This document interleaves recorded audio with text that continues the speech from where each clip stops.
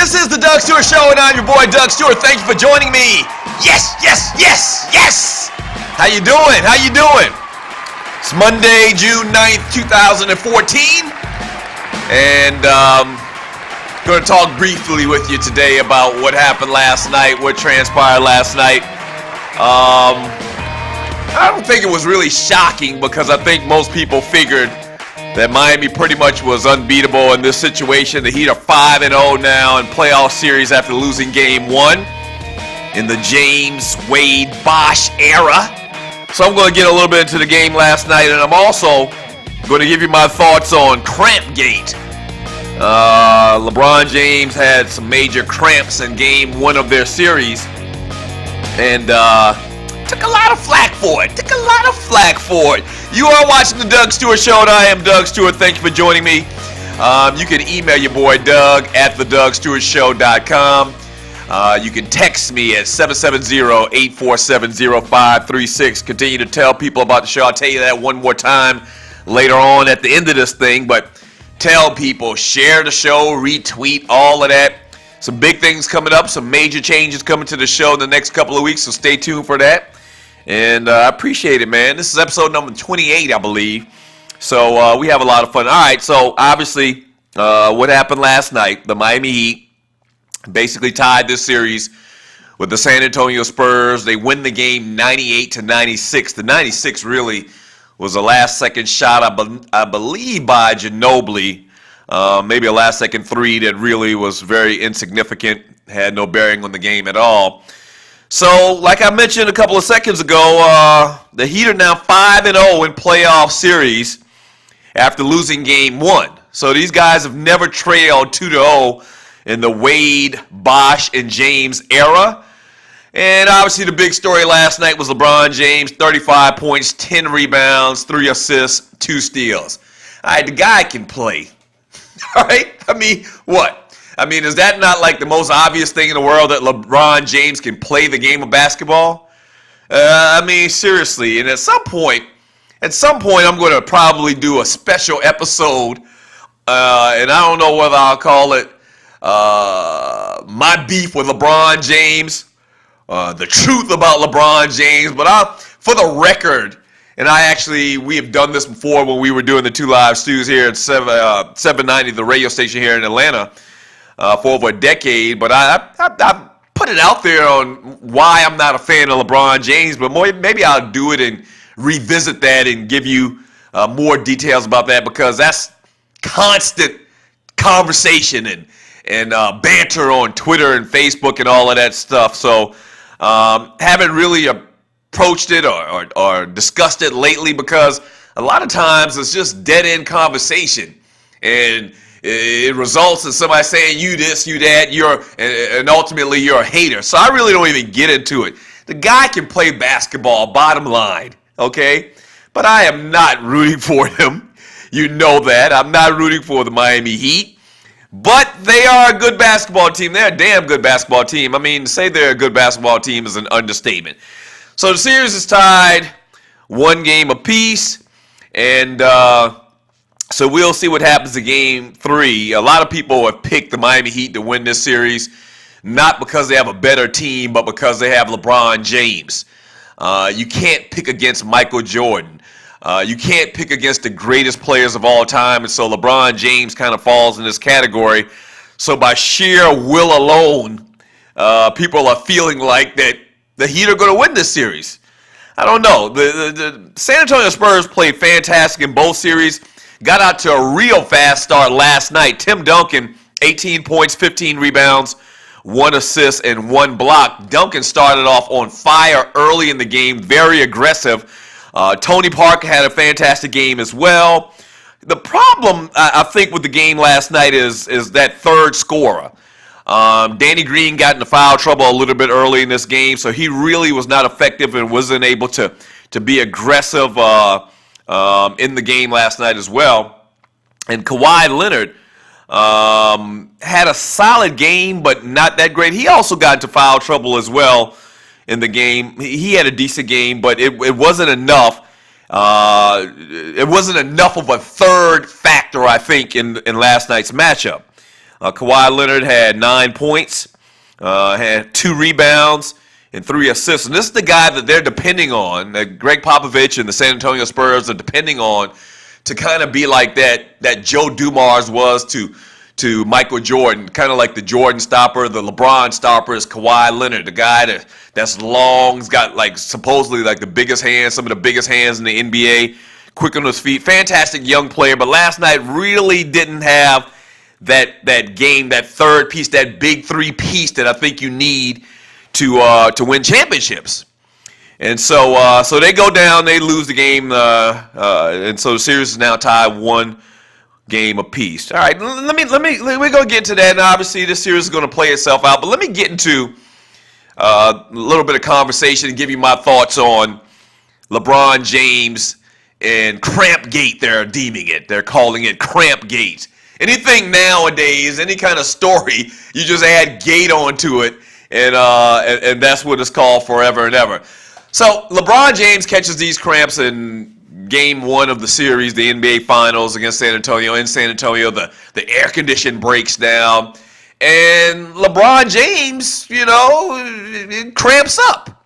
Okay?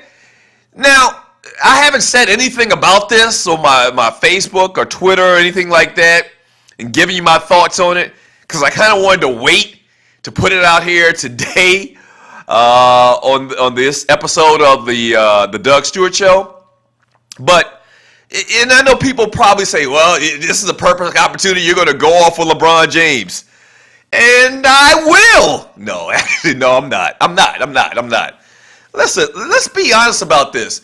If anybody's made any disparaging comments about LeBron James not being able to play in a game because of cramps, trying to insinuate that he's not tough or anything like that, they clearly have never had a cramp before in the arena of sports, okay? You're looking at a guy that used to suffer from cramps real bad, okay, early in the football season. First 1 or 2 games growing up in South Carolina, playing sports in South Carolina, football in particular in the state of South Carolina, is humid as hell. You're talking August, early September. You're talking like a 99-100% humidity. And so I used to catch these real bad cramps. I'm talking the cramps where if you look at the muscle, it stick out like a block. And I used to catch them in my calves all the time. Once in a while, I'd catch them in my thighs. So I understand where LeBron James was with this situation, and I got nothing bad to say about it at all. I'm not going to take the opportunity. I probably could if I wanted to and say the guy's not tough. He should have toughened it out. You can't tough your way through a cramp. I mean, there's just no way around it. There's no way around it. You cannot tough your way through a cramp. What we used to do back in the day is they used to give us salt tablets. I don't know if they still do that. We used to eat bananas. They always used to say you needed a quick shot of potassium, and those help relieve cramps. But you can't play through a cramp. Once it hits you, it's hit you. That's pretty much it. I remember I used to catch them like early in the game, maybe in the third quarter, sit out a series or 2 and come back in the fourth quarter, hopefully. At the time and what was going on with the air condition, and it was so hot in San Antonio in Game 1, he basically couldn't come back. Now my question is, why do people even feel like that a cramp is something that anybody can come from, that anybody should be able to come back from? You know why? And I just thought about this. I think it has something to do with its name. Its name sounds very simple and minor. A cramp. Women have cramps. Cramp sounds just like it's not that big of a deal. Let me tell you, it is a big deal. It's a huge ass deal, okay? It's a huge deal. A cramp is kind of like the pinky toe of injuries. And the reason I say that is because I know a lot of people feel like that a pinky toe is no big deal. If you hurt your toe or something like that, they always feel like that you could come back and play. Ask Deion Sanders, that's not the case. People always feel like that's not really, have never been involved in sports. When someone hurts a toe, it's not that big of a deal. He should be able to go. He's got a cramp. It's not that big of a deal. He should be able to go. False.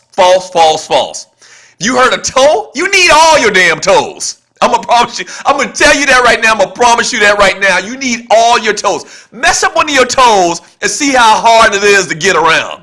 It's a huge, huge problem. And the same thing for a cramp.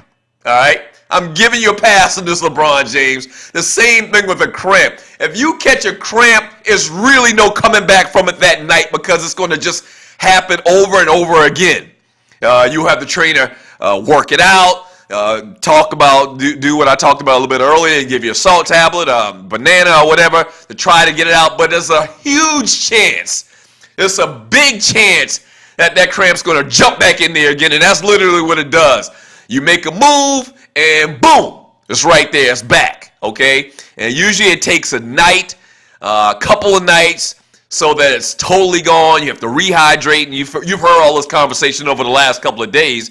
But I just want for the listeners or for the viewers out there to make sure and remember that I'm on the record. I am 100% supporting LeBron James in this. No problem here. Like they used to say back in the day on with the police. There's nothing to see here. All right, there's nothing to see here. Just move along. Move along. It's not even a big deal. The guy caught a cramp. Clearly, it didn't affect him tonight, even though he said that he wasn't 100%. And after you have a real severe cramp, there's some soreness, obviously, because it's just something different with your body. So there's a little bit of soreness, but usually it's not a big issue after the fact. All right. So obviously the trainers for the Miami Heat, team doctors had him ready to go, and he goes for a huge, huge night tonight. 35 points and or last night, 35 points and 10 rebounds. So series is tied 2-2. And get off LeBron James's back. Can't believe I'm saying this. Get off LeBron James's back about the cramps. Cramps are real serious. I almost said the crabs. Now, if he had the crabs, that would have been a big issue. Seriously. I don't think he could have played if he had the crabs. I promise you that. First of all, I don't think other players would want to play with him because they are kind of like transferable. All right? If you know anything about the crabs. But nah, cramps are very serious. And LeBron James, I am one of your detractors, one of your biggest detractors. And I let you go on this one, man. There's nothing to let you go about. It is what it is. And if somebody's out there belittling or talking down about LeBron James, about having cramps, and trying to compare him to other athletes that have had injuries and played through it, they don't know what they're talking about. They've never had one. They've never played sports at any significant level if they try to belittle a cramp, all right? That's the Doug Stewart Show. Email me, Doug@thedougstewartshow.com. You can also text me at 770-847-0536. Retweet the show. Share the show. Tell people. Like it. Subscribe. That's the big thing. There's a button right down there that says subscribe. Tell people about the show and subscribe, all right? It's the funnest show on the internet. Sports talk with hot sauce. It's the Doug Stewart Show.